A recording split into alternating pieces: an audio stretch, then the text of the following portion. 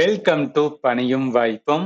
ஆர்பிஐயோட office assistant notifications announce பண்ணியிருக்காங்க. ஒரு aspirant, ஒரு சென்ட்ரல் கவர்மெண்ட் ஆஸ்பிரண்ட் இந்த எக்ஸாம் ரிலேட்டடா என்னெல்லாம் தெரிஞ்சுக்கணுமோ ஏ டு ஜெட் இந்த வீடியோல பார்க்க போறோம்.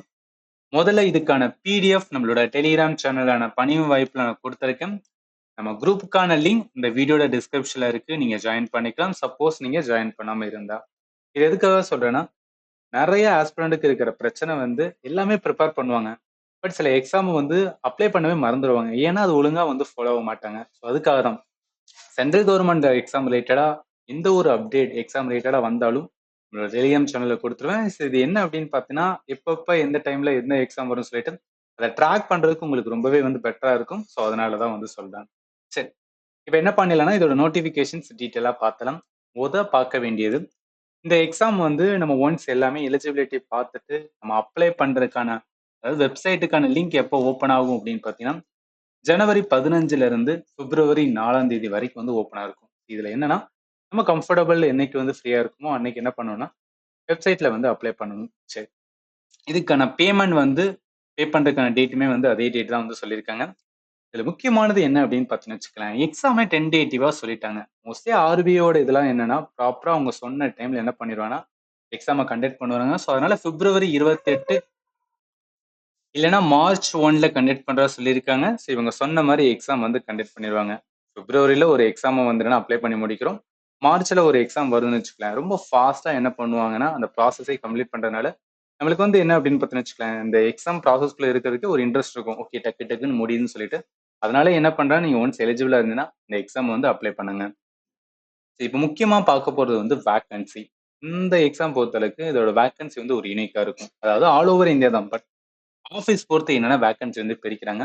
ஒவ்வொரு ஆஃபீஸுக்கும் என்ன அப்படின்னா, இதுக்கு ஒரு ரிட்டன் எக்ஸாம் இருக்கும். அதோடு சேர்த்து லாங்குவேஜ் ப்ரொஃபிஷியன்சி டெஸ்ட் அப்படின்னு வைப்பாங்க. ஃபார் எக்ஸாம்பிள், சென்னையோட ஆஃபீஸ் இருக்குன்னு வச்சுக்கலாம். சென்னை ஆஃபீஸ் மொத்தம் வந்து 9 வேக்கன்சி.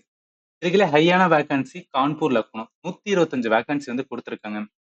அப்ப நான் கான்பூர், லக்னோவுக்கு அப்ளை பண்ணலாம்னு கேட்டீங்கன்னா, அப்ளை பண்ணலாம். பட் உங்களுக்கு ஹிந்தி தெரிஞ்சிருக்கணும். ஏன்னா அவங்க வந்து மென்ஷன் பண்ணியிருப்பாங்க. ப்ராப்பரா மென்ஷன் பண்ணியிருப்பாங்க. நம்ம சென்னைனா தமிழ்நாடு. தமிழ்நாடுல இருக்கும்போது தமிழ், தமிழுக்கான வந்துன்னா லாங்குவேஜ் ப்ரொஃபிஷியன்சி டெஸ்ட் இருக்கும். அதோடு சேர்த்து வந்துன்னா அவங்க டாக்குமெண்ட் வெரிஃபிகேஷன் அப்பயே அவங்க செக் பண்ணி பார்ப்பாங்க. எந்த ஸ்டேட்ல இருக்காங்களோ அந்த ஸ்டேட்ல இருக்கு மட்டும் தான் வந்து அப்ளை பண்ண முடியும். ஸோ இது எல்லாமே இருக்கு. அதனால என்ன பண்ணுங்க, சென்னை வந்து கொடுங்க. இதுல இன்னொன்னு பார்த்தீங்கன்னா, ஓபிசி பொறுத்தவரைக்கும் பாருங்களேன், 8 வேக்கன்சி இருக்கு. எஸ்சிக்கு வந்து வேக்கன்சி கிடையாது. எஸ்டிக்கு வந்து வேக்கன்சி கிடையாது. யூஆருக்கு வந்து என்னன்னா ஒரு வேக்கன்சி. அப்ப என்னன்னா இதுல இருக்கிறது மட்டும் தான். நம்ம வந்து எஸ்சியா, எஸ்டியா இருக்கோம்னு வச்சுக்கலாம்.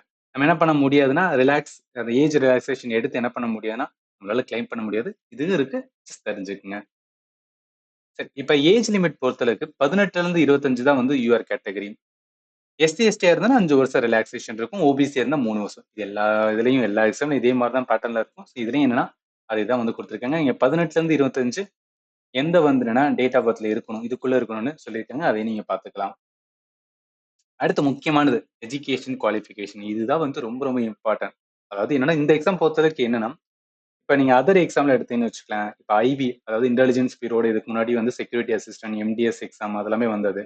அதே மாதிரி நீங்க எஸ்எஸ்சியோட எம்டிஎஸ்லாம் பார்த்தீங்கன்னா 10th குவாலிஃபிகேஷன் இருக்கும். பட் இருந்தாலும் அந்த இடத்துல பார் பண்ண மாட்டாங்க. அதாவது டிகிரி முடிச்சவங்கலாம் வந்து அப்ளை பண்ணக்கூடாது அப்படின்னு சொல்ல மாட்டாங்க. அதெல்லாம் அப்ளை பண்ணலாம். பட் இந்த எக்ஸாம் பொறுத்தவரைக்கும் நீங்க 10th முடிச்சிருக்கணும். ஓகேவா? 10th வந்து எஜுகேஷன் குவாலிஃபிகேஷன் வச்சிருக்காங்க. அதுவும் என்னன்னா, நம்ம எந்த ஆஃபீஸோட இதுல வந்து அப்ளை பண்றோமோ, அந்த ஸ்டேட்ல வந்து கம்ப்ளீட் பண்ணியிருக்கணும்னு சொல்றாங்க. இது ஃபர்ஸ்ட். 2வது அண்டர் கிராஜுவேட் முடிச்சாலுமே வந்து எலிஜிபிள். அண்டர் கிராஜுவேட் மீன்ஸ் வந்து 12th. இது 12தா அப்படின்னு கேட்டீங்கன்னா, எஸ். ஏன்னா, நீங்க ரயில்வேல வந்து என்டிபிசியோட இது இருக்கும். என்டிபிசி கிராஜுவேட், அண்டர் கிராஜுவேட் சொல்லுவாங்க. அந்த அண்டர் கிராஜுவேட்னா 12th தான். ஸோ அப்ப 10th, 12th ஆர் வந்து ஐடி. ஏன்னா சில பேர் 10th வந்து முடிச்சுன்னா ஐடி முடிப்பாங்க. அது ஈக்குவலன்ட் வந்து 12th தான். ஸோ இதுல முடிச்சிருந்தா மட்டும் தான் எலிஜிபிள். நான் கிராஜுவேட் முடிச்சிருக்கேன், டிகிரி இன்ஜினியரிங் முடிச்சிருக்கேன். இல்ல வந்து என்ன அப்படின்னு பார்த்தீங்கன்னா, அது இல்லாம ஏதாவது ஒரு டிகிரி முடிச்சிருக்கோம் அப்படின்னு பார்த்தா நம்ம எலிஜிபிள் கிடையாது. அதே மாதிரி நல்லா கவனிங்களேன். Higher qualification. சில பேர் வந்துன்னா போஸ்ட் கிராஜுவேட் முடிச்சிருப்பாங்க. சில பேர் வந்து எம்பிஏ பண்ணியிருப்பாங்க. இது மாஸ்டர் பண்ணியிருப்பாங்க. இது யாருமே என்னன்னா எலிஜிபிள் கிடையாது. இது வந்து ஒரு அட்வான்டேஜ் யாருக்கு அப்படின்னு பார்த்தீங்கன்னா, 12th லெவல் மட்டுமே முடிச்சு, இல்ல ஐடி லெவல் முடிச்ச ஸ்டூடெண்ட்க்கு என்னன்னா ஒரு அட்வான்டேஜ் மாதிரி. ஏன்னா நிறைய வந்து டிகிரி முடிச்ச student 10th level, 12th level qualification எழுதும்போது கட் ஆஃப் இன்க்ரீஸ் பண்ணி விட்டுருவாங்க. அதுக்கப்புறம் பார்த்தோம் அப்படின்னா, எக்ஸாமோட ஃபீஸ். ஸோ எக்ஸாம் ஃபீஸ் பொறுத்தளவுக்கு என்ன, இப்போ எஸ்சி, எஸ்டி கேட்டகரியா இருக்கும் அப்படின்னா, இல்ல எக்ஸ் சர்வீஸ் மேனா இருக்கும்போது ரூ. 50 மட்டும் தான் வந்து சார்ஜ் பண்ண சொல்றாங்க. அதோட பிளஸ் 18% ஜிஎஸ்டி ஆட் ஆகும். இப்போ நம்ம ஜென்ரல் கேட்டகரி, ஓபிசி கேட்டகரி, இடபிள்யூஎஸ்ல இருக்கும் அப்படின்னு பார்த்தீங்கன்னு வச்சுக்கலாம். ரூ. 450 அதோட சேர்த்து 18% ஜிஎஸ்டி அப்ராக்சிமேட்லி இல்லைன்னா ரூ. 500 கிட்ட வந்துடும். இதே ஸ்டாஃப் ஆக்சுவலி இந்த ஆர்பிஐல ஒர்க் பண்ற ஏதாவது ஸ்டாஃபா இருக்காங்கன்னா அவங்களுக்கு வந்துன்னா எந்த ஒரு எக்ஸாம் ஃபீஸும் கிடையாது. அடுத்து முக்கியமானது எக்ஸாமோட வந்து செலெக்ஷன்ஸ் எந்த மாதிரி இருக்கும்னா ஒரு எஸ்எஸ்சி பேட்டர்ன் மாதிரி தான் வந்து இதுல சொல்லியிருக்காங்க. அதாவது reasoning, English, general awareness and வந்து நியூமரிக்கல் அபிலிட்டி, மேக்ஸ். மொத்தமா பார்த்தா 120 கொஸ்டின்ஸ், மேக்ஸிமம் மார்க் வந்து 120 மார்க். அப்போ ஒரு கொஸ்டினுக்கு 1 மார்க். டைம் பார்த்தா 90 மினிட்ஸ். அப்போ 1.5 மணி நேரம் கொடுக்குறாங்க. 1.5 மணி நேரம் 120 கொஸ்டின் 120 மார்க்னா ஓகேவானதா ரைட்டா? நார்மல் எஸ்எஸ்சியோட ப்ரிப்பரேஷன்ஸ் பேட்டர்ன்ல இருந்து நீங்க ப்ரிப்பேர் பண்ணிருந்தீங்கன்னா இது உங்களுக்கு என்ன அப்படின்னு பார்த்தீங்கன்னா நல்ல ஒரு ஆப்பர்ச்சுனிட்டி எடுத்துக்கலாம்.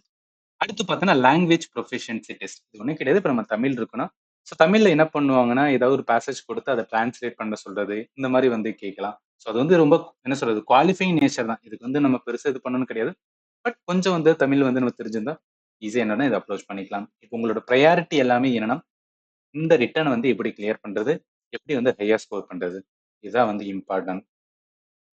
அடுத்து முக்கியமானது இப்போ சில ஸ்டூடெண்ட்டுக்கு என்ன சென்ட்ரல் கவர்மெண்ட் எக்ஸாம்னாவே நிறைய பேர் என்ன நினைப்பாங்கன்னா ஓகே நம்ம தமிழ்நாடை தாண்டி தான் வந்து எக்ஸாம் சென்டர் போடுவாங்க அப்படின்னு சில பேர் நினைச்சிட்டு இருக்கலாம். பட் அது கிடையாது. இந்த எக்ஸாம் பொறுத்த வரைக்கும் தமிழ்நாட்டில் நிறைய சென்டர் வந்து கொடுத்துருக்காங்க, நீங்க பார்க்கலாம். ஸோ அதனால என்னன்னா நீங்க இந்த எக்ஸாம் டெடிகேட்டா பண்ண போறீங்கன்னா தயவு செஞ்சு கொடுங்க. ஏன்னா இது வந்து என்னன்னா கம்மியான வேகன்சி இருந்தாலும் 9 போஸ்ட்ல ஒரு போஸ்ட் தான் நம்மளுக்கு வேணும். ஸோ அதுக்கேற்றாப்புல என்ன பண்ணிக்கலாம்னு வச்சுக்கலாம், நம்மளால வந்து இது பண்ண முடியும். இப்போ நான் சொன்னதெல்லாம் எல்லாமே வந்து பார்த்துருப்பீங்க. எல்லாமே உங்களுக்கு ஓகேவா இருந்துச்சுன்னா ஆர்பிஐயோட வெப்சைட் இருக்கு. ஸோ ஆர்பிஐயோட வெப்சைட்க்கான லிங்க் இந்த வீடியோ டிஸ்கிரிப்ஷன்லேயே கொடுக்குறேன். ஸோ அதில் என்ன போகணும்னா போயிட்டு நீங்கள் வந்து அப்ளை பண்ணிக்கலாம். சப்போஸ் இது அப்ளை பண்ணும்போது இல்லை ஏதாவது ஒரு டவுட் வந்துச்சுன்னா நீங்கள் எனக்கு வந்து கேட்கலாம். ஸோ என்னோட ஃபோன் நம்பர் நான் கொடுக்குறேன். இந்த வீடியோட டிஸ்கிரிப்ஷன்லையும் கமெண்ட் பாக்ஸ்லையும் கொடுக்கலாம். என்னோட ஃபோன் நம்பர் 7871385142. என்னோட ஃபோன் நம்பர் நோட் பண்ணிக்கோங்க. சென்ட்ரல் கவர்மெண்ட் எக்ஸாம் ரிலேட்டடாக உங்களுக்கு ஏதாவது டவுட் வந்துச்சுன்னா நீங்கள் அப்ரோச் பண்ணினா நான் கண்டிப்பாக ரெஸ்பான்ஸ் பண்ணுவேன். இங்கே பெரிய இஷ்யூவே வந்து எல்லாரும் நம்பர் கொடுப்பாங்க, எல்லாரும் இது பண்ணுவாங்க. பட் ஏதாவது ஒரு ஸ்டூடெண்ட்டுக்கு டவுட் வரும்போது அதுக்கு ரெஸ்பான்ஸ் ப்ராப்பராக இருக்காது. பட் ஐம் ஷோர் தட் நான் டெஃபினட்டாக உங்களுக்கு ரெஸ்பான்ஸ் பண்ணுவேன். அதை நான் கேரண்டி பண்ணுறேன். சரி, இது எல்லாமே வேற ஏதாவது டவுட் இருந்துச்சுனாலும் இந்த வீடியோவில் சொல்லுங்கள். அண்ட் ஃபைனலி தேங்க்யூ ஃபார் வாட்சிங் and have a nice day.